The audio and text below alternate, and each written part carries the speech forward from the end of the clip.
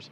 And, you know, this mission, I think, we swung for the fence and launched on our first try after learning a lot earlier this year, but I think it set the stage for us to go out and continue to swing for the fence hard in our Orion SLS and ground systems programs to go and get the next one teed up so that that crew can knock it off out of the park. And so I have huge expectations for what's coming next. Good words. Are you feeling homesick for Earth?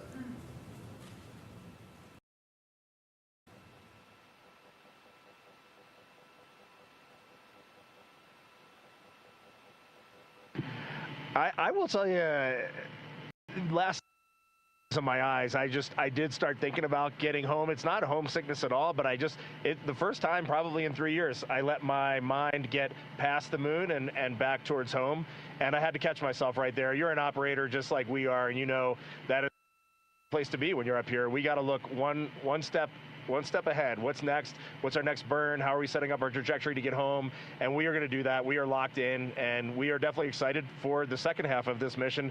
And we are on guard. We are first crew to fly this vehicle. We are ready for any contingency in any scenario, and we are going to stay locked in every second until we are back on that Navy ship and then home reunited with our families. And copy that. Astronauts like being in space. That checks out. Okay, there's a lot of questions from the space community. How are the pictures going so far?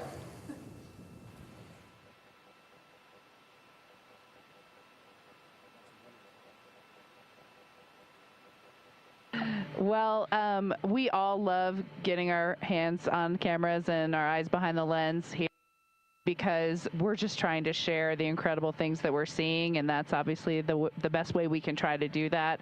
I've been into night sky photography for a long time, and so this is really a dream come true for me.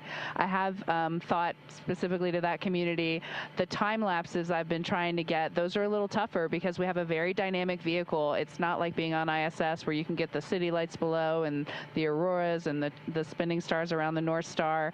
There's a lot going on. So, but what we got to matter is out of this world. When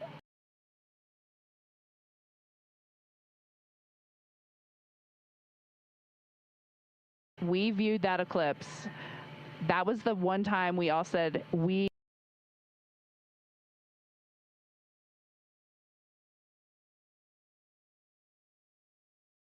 literally cannot capture this with a camera.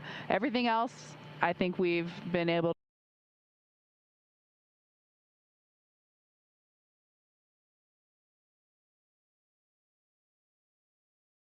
this with a camera. Everything else, I think we've really put our hearts and minds into making sure we understand it so that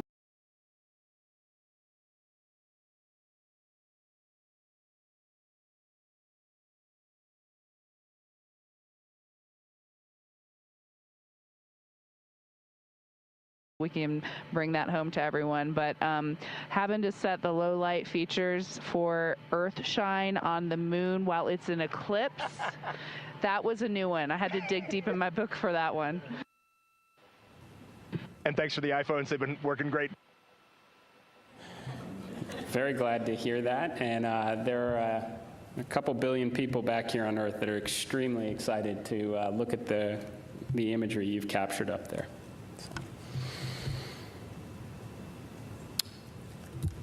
Okay, well, I want to thank you all. Integrity.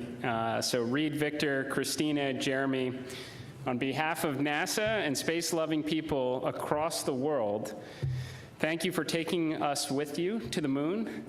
Thank you for your courage, all of your beautiful words that we've heard. You represent the absolute best of us. We are proud of you, and we look forward to welcoming you back safely to the good Earth very soon. Godspeed, and go Artemis 2.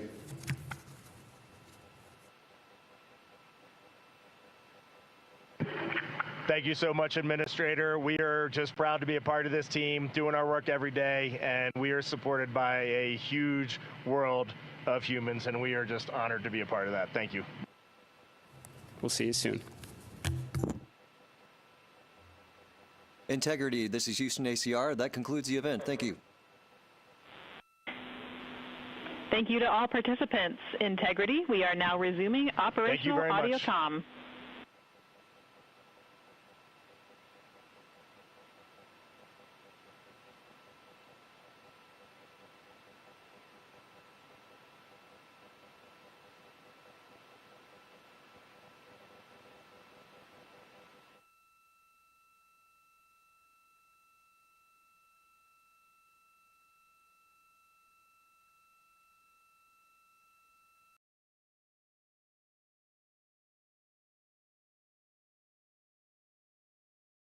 And this beautiful thing that we're about to do. Well, now you've got me excited about the annotations too. I mean, I've been excited about the pictures and the audio, but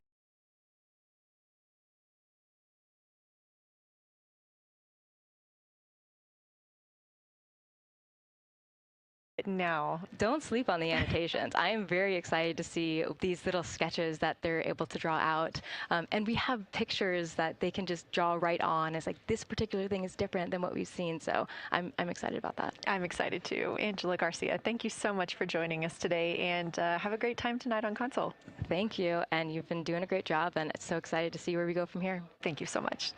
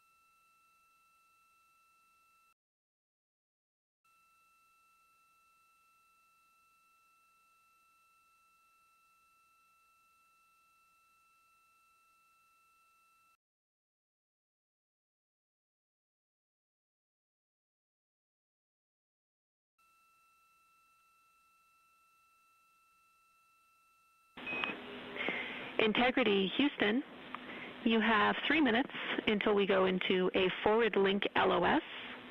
We will be back up with you in about an hour during the eclipse on Madrid.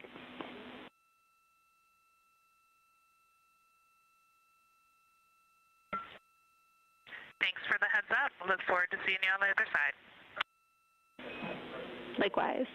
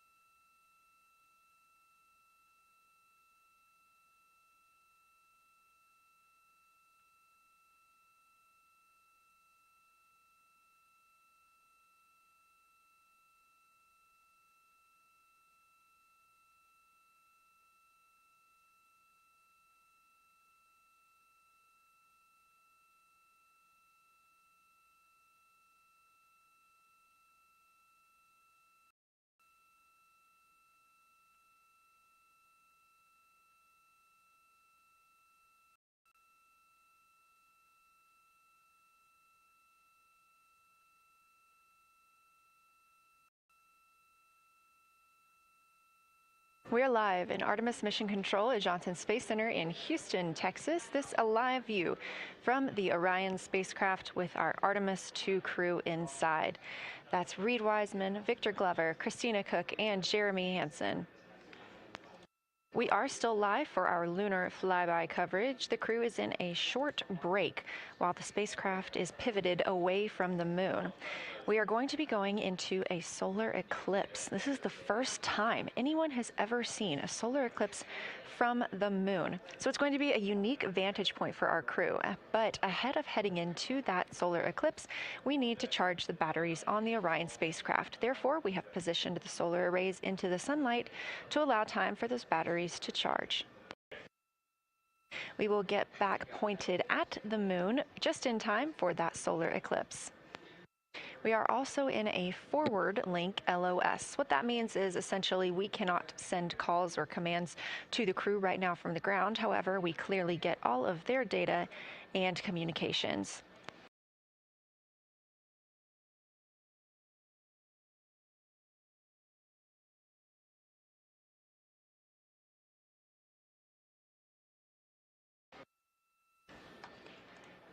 The spacecraft is now 4,632 miles away from the moon, and that number will only continue to grow as the distance from Earth shrinks, now 252,523 miles away. Our closest approach to the moon today was approximately 4,067 statute miles in altitude. Our maximum distance from the Earth is suspected to be 252,756 statute miles. Both of those moments came while Orion was flying in their loss of signal time frame behind the moon. The crew also set that new record today, beating the Apollo 13 record of distance from Earth. This is an animation or a visualization that you can track anytime, day or night, by visiting nasa.gov/track Artemis. This shows you how the spacecraft is positioned as well as their distance and velocity, now traveling 930 miles per hour.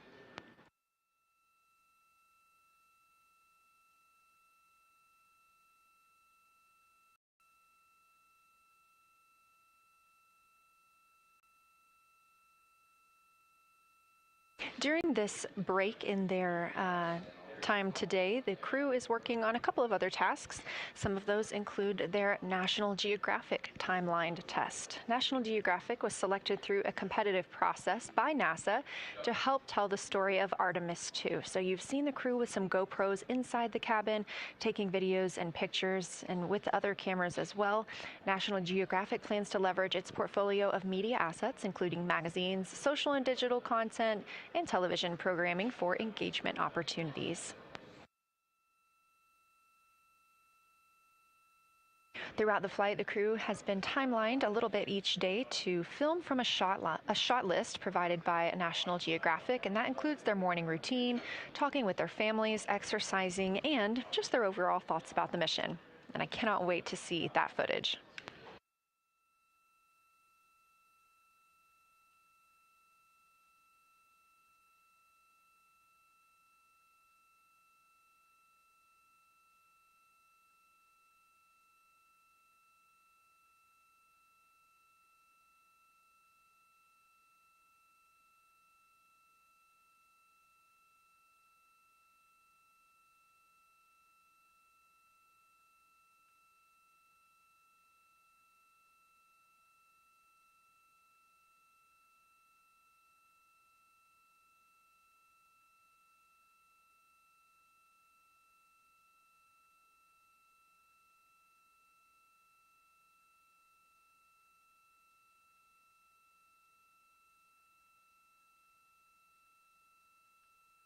Teams on the ground reporting that the spacecraft is looking good and that the power aboard is good as well, all setting us up in a proper position before eclipse.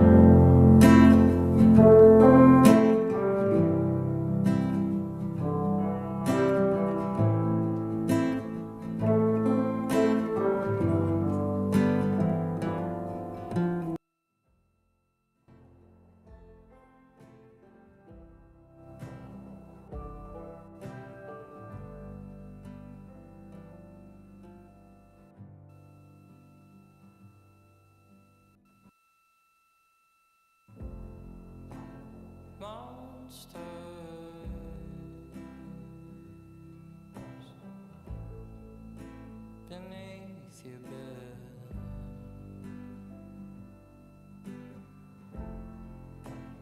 What's real?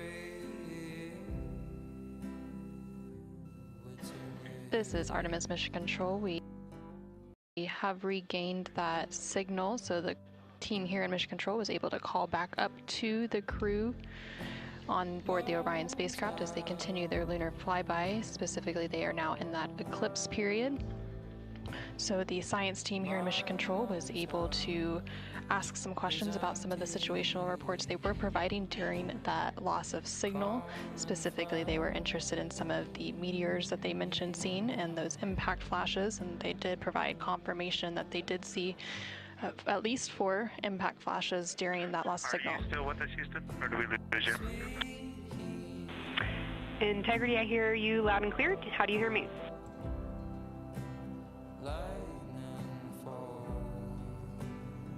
Okay, we got you loud and clear. One of the other things I wanted to describe, which was surprising to me, but the entire moon is lit up. It's glowing behind the entire moon.